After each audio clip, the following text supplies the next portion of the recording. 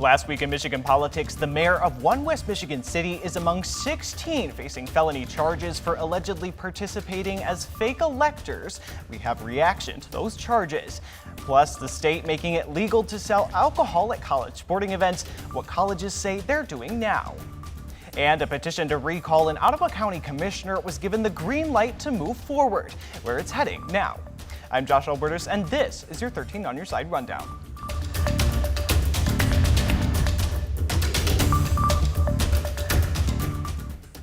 Thanks for joining us, West Michigan. Our top story this past week, 16 people now facing felony charges in connection to an alleged fake electors scheme during the 2020 election.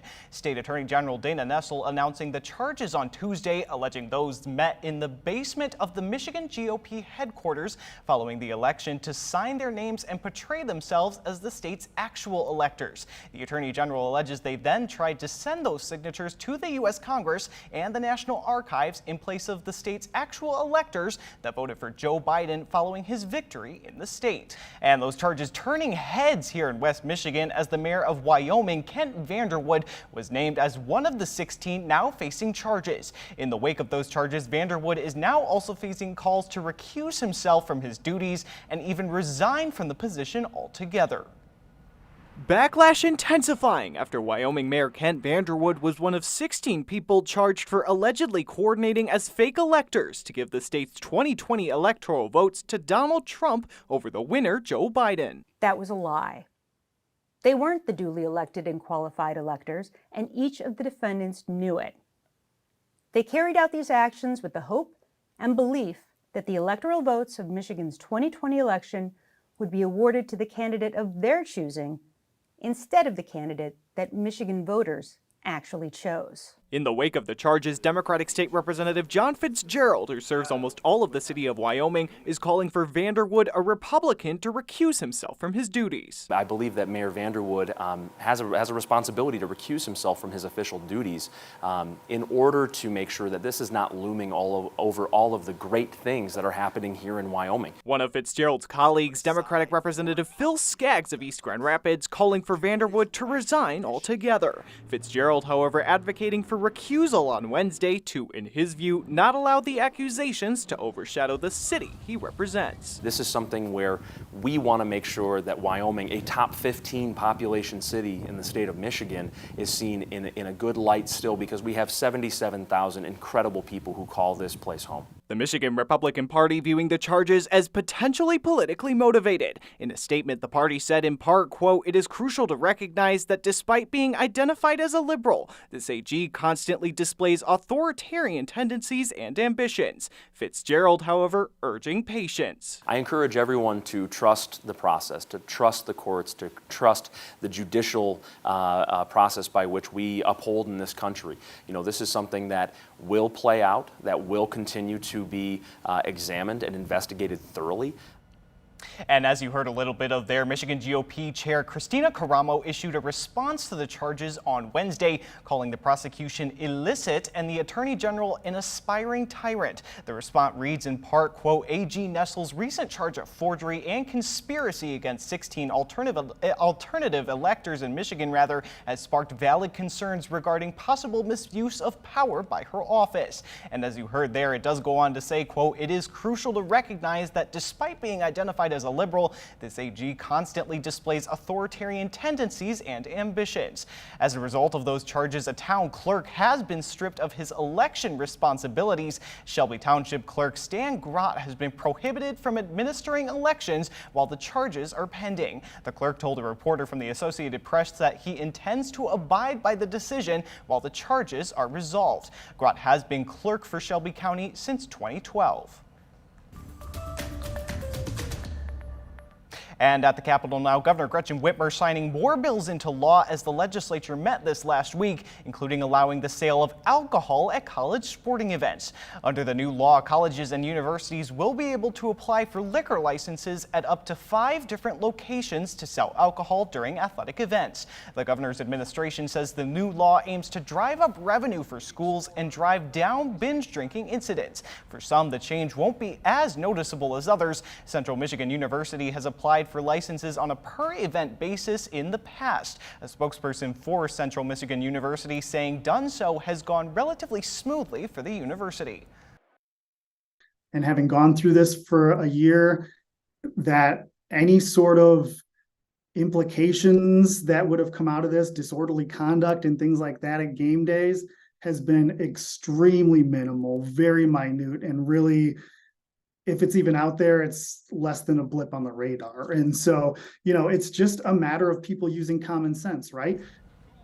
Other universities in the state also responding to the new law. Michigan State University says officials are in the process of making plans to offer alcohol, but cannot say for sure they will be ready to do so in the fall. While officials at the University of Michigan say that no decisions have been made and discussions on whether to offer alcohol remain ongoing. And cheers is what lawmakers are saying to the governor as the governor signed a bill to permanently allow the sale of cocktails to go. The policy that first allowed them was temporary and was scheduled to end in 2026, but after the practice became essential to many businesses looking for a financial lifeline during the pandemic, the state legislature decided to keep them going. The new law now makes them a fixture. Michigan is now the 23rd state in the nation to make this permanent change. And Governor Whitmer also signing legislation Tuesday that will expand voting rights for Michiganders. The new legislation was comprised of a bipartisan package of bills that resulted from the voter-approved Proposal 2 to expand voter rights. The bills establish a website for voters to track their ballots, increase the number of days of early voting, and expands the types of identification voters can use at the polls. The new law also requires each Michigan municipality to have at least one secure drop box for absentee ballots for every 15,000 registered voters. And turning now to Ottawa County, officials giving the go-ahead to a petition filed to recall one of the county's commissioners. Last Monday, the County Elections Commission heard from those both for and against the petition to recall Lucy Ebel from the County Commission, including Ebel herself. The petition was filed by a resident of Ebel's district, District 2, over actions taken to revise the hiring and potentially remove County Health Officer Adeline Hambley. The commission decided unanimously that the language of the petition was clear enough to present to voters. I've seen petitions that are a lot worse than this. There is a kind of a reasonableness standard for clarity, and that is, it doesn't need to be perfectly clear in everyone's opinion, but it should be reasonably clear. The petition will now need to collect enough signatures from the community in order to schedule a recall election. After Governor Gretchen Whitmer created a new state department earlier this month centered on different levels of education, many are asking questions about what it means. We spoke to some of those with knowledge on the new department to find out what it could mean for your student. Major shakeups coming to your child's education following Governor Gretchen Whitmer's announcement of a new department, the Department of Lifelong Education, Advancement, and Potential, known as MyLeap. I've already had the opportunity to speak with a few partner agencies, some child care centers here in the Grand Rapids area, some of my colleagues and friends in the higher ed space, and everybody is excited about this. But what does it mean? We spoke with former educator and chair of the House Higher Education Committee, Carol Glanville, to explain. Alongside the new offices of early childhood education and higher education, meant to bring more focus to developing ideas and opportunities outside K through 12, the new Office of Education Partnerships, Glanville said, will aim to prepare K through 12 students for the future. The goal of that is to come in and work with kiddos in before and after school programs, so that they're getting those kinds of experiences even at a younger age. But really just getting an idea of what do different jobs look like?